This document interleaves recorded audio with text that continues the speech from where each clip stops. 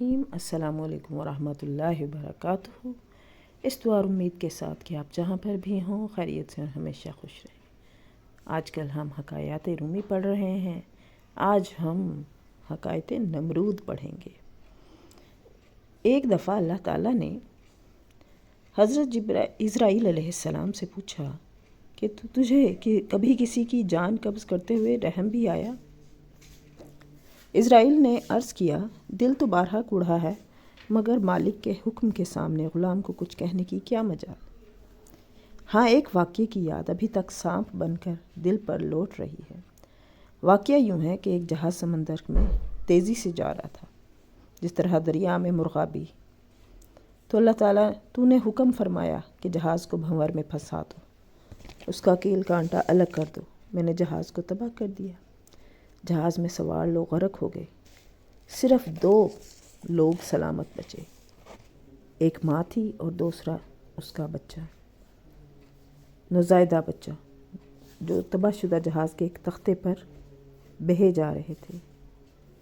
بچہ ماں کی چھاتی سے لپٹا ہوا دودھ پی رہا تھا۔ تختہ کنارے پر جا لگا۔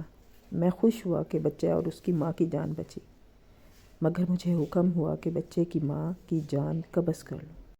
میں نے حکم کی تعمیل کی، بچے کی ماں کی جان نکال لی، مگر یتیم اور لاوارث بچے کی حالت دیکھ کر اب بھی جب کبھی خیال آتا ہے تو دل کانپ جاتا ہے۔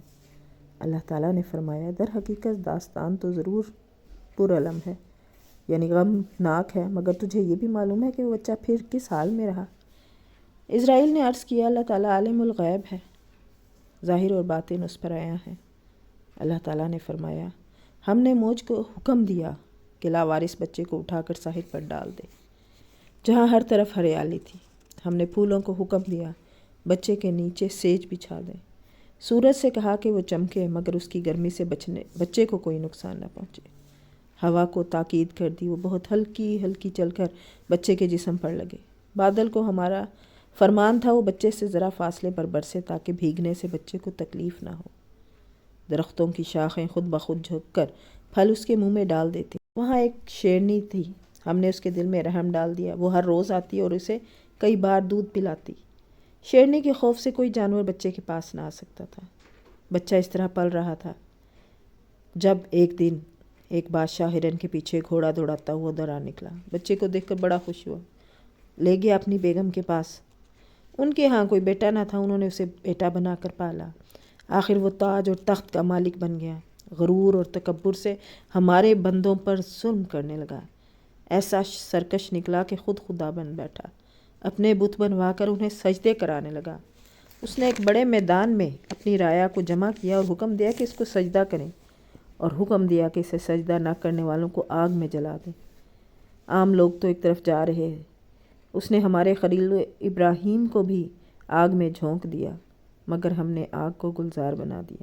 اے اسرائیل، اب بتا کہ جس پر تجھے رحم آیا، ہم نے اس کے ساتھ کون سا برا سلوک کہ خاک کا فانی پتلا ہمارا شریک بن بیٹھا؟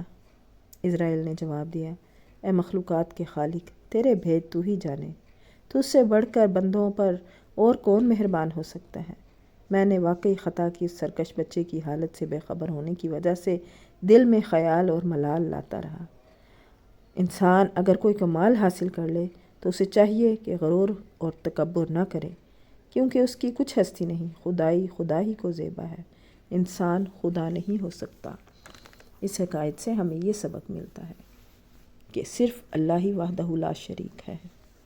ساری امانتیں، ساری نعمتیں اس کا کرم ہے، اور جب اس کا کرم ہوتا ہے تو عاجزی سے جھک جانا چاہیے، نہ کہ تکبر اور سرکشی اختیار کریں۔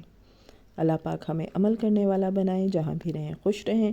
دعاؤں میں یاد رکھیے گا۔ وآخر دعوانا الحمدللہ رب العالمین۔ فی Aman Ullah, with best wishes and good luck۔